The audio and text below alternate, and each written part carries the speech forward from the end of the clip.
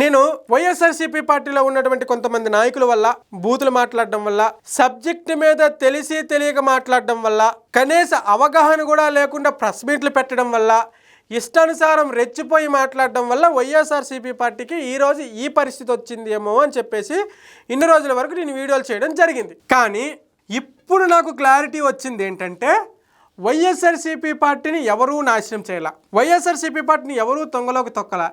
ఆ పార్టీ అధినేత జగన్మోహన్ రెడ్డే ఈ పార్టీని నాశనం చేసుకున్నాడు. ఆయన యొక్క వినూతన ఆలోచనలే ఆయన్ని నాశనం చేసేసాయి.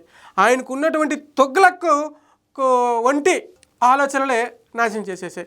ఎందుకు ఇంతగానం చెప్తున్నాను అంటే ఒక్కసారి ఈ వీడియో వినండి, ఈ ఆడియో. సిదిరి అప్పలరాజు కొడుకు 18 ఏళ్ల పిల్లోడు.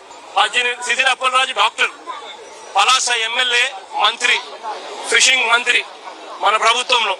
సిదిరి అప్పలరాజు కొడుకు 18 ఏళ్ల పిల్లోడు బైకు తోలుతా ఉండి కర్మవశాత్తు బైకు తోలుతా ఉండి ఎవరిలో గుద్ది బైకు తోలుతా ఉండి ఒక మనిషి చనిపోయాడు.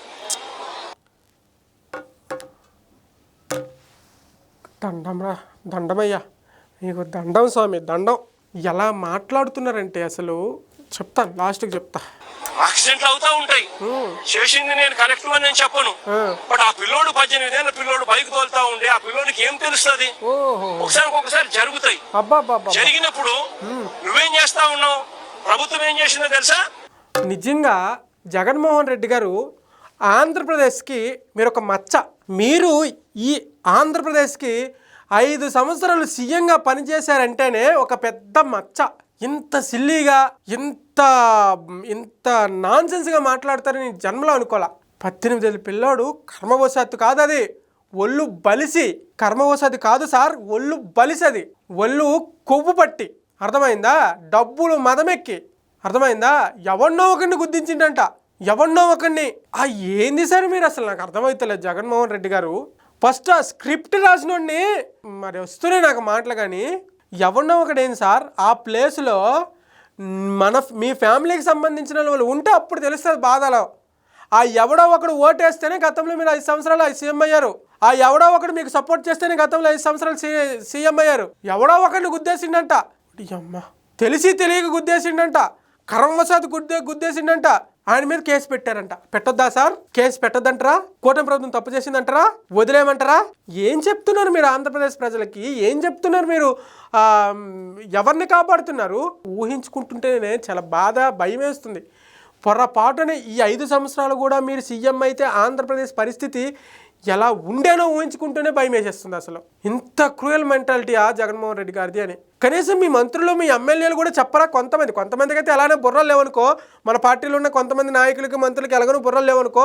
కొంతమంది నాయకులని మేధావులు ఉన్నారు కదా, ఆ బొత్స సత్యనారాయణ అంటారు, వాళ్ళంటారు, వీళ్ళంటారు, ఏదో కొంచెం సీనియర్ నాయకులు ఉన్నారు కదా, రాజశేఖర్ గారితో పనిచేసినటువంటి నాయకులు ఉన్నారు కదా, వాళ్ళనే చెప్పరా కూర్చోబెట్టి, సార్ ఇలా మాట్లాడకూడదు, ఇలా మాట్లాడితే ప్రజలు చెప్పులు తీసుకొని అంటారు అని చెప్పేసి ఎప్పుడు చెప్పుండ్రా?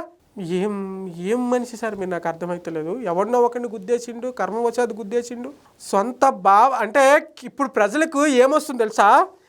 సొంత బాబాయినా గొడ్డలతో నరికి చంపినప్పుడు జగన్మోహన్ రెడ్డి గారు సైలెంట్గా ఉన్నారంటే ఇప్పుడు అలానే వస్తుంది. మరి ఇది దళితుడిని చంపి డోల్ డెలివరీ చేసినటువంటి నాయకుడిని పక్కన పెట్టి తిరుగుతున్నటువంటి జగన్మోహన్ రెడ్డి వస్తుంది. జనాలకి ఇదే గుర్తొస్తుంది. ఇలాంటి మెంటాలిటీ గల జగన్మోహన్ రెడ్డి గారు ఈరోజు ఈయనకి సపోర్ట్ చేయడంలో తప్పులేదు. ఒక మనిషిని బైక్తో ఒళ్ళు బలుపెక్కి ఆ టైంలో బండి తీసుకెళ్లాల్సిన పని ఏంటండి చెప్పండి?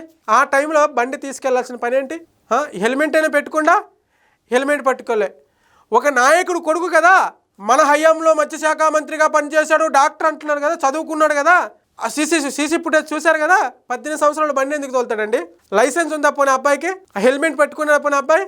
దీన్ని ఒళ్ళు బలుపెక్కడం అనరా, కొవ్వు పట్టడం అనరా? సారీ, నేను చిన్నపిల్లల పైన అలా మాట్లాడకూడదు, కానీ మీరు మాట్లాడుతున్నారు కాబట్టి నాకు ఇలాంటి మాటలు వస్తున్నాయి. తప్పులుంటే క్షమించండి, కానీ ఇది కరెక్ట్ కాదు జగన్మోహన్ రెడ్డి గారు. ఇదైతే ఇలా మాట్లాడడం కరెక్ట్ కాదు. ఇలా మాట్లాడి ప్రజల్లోకి వెళ్తే మీరు ఓట్లు అడగడం పక్కన పెడితే జనాలు తరిమి కొడతారు. ఆ తర్వాత మీ ఇష్టం. కూటమి ప్రభుత్వం సరైన నిర్ణయం తీసుకుంది, అరెస్ట్ చేసింది. ఆయన మీద ఏం కేసు పెట్టిందా, ఏం కేసు పెట్టలేదా, ఏం చేస్తారా, ఏం చేయరనేది తర్వాత ఇష్యూ. ఆయన 18 సంవత్సరాలు పిల్లాడు కాబట్టి ఏం చేస్తారనేది గవర్నమెంట్ చూసుకుంటుంది. చట్టం తన పని తను చేసుకుపోతుంది. కానీ మీరు డైరెక్ట్గా ఆయనకి సపోర్ట్. నమస్కారం స్వామి, నేను ఇంతకన్నా ఇంకేం మాట్లాడలేను. ఈ వీడియో పైన మీకు ఉన్న అభిప్రాయాన్ని కింద కామెంట్ రూపంలో తెలియజేయండి. Thank you.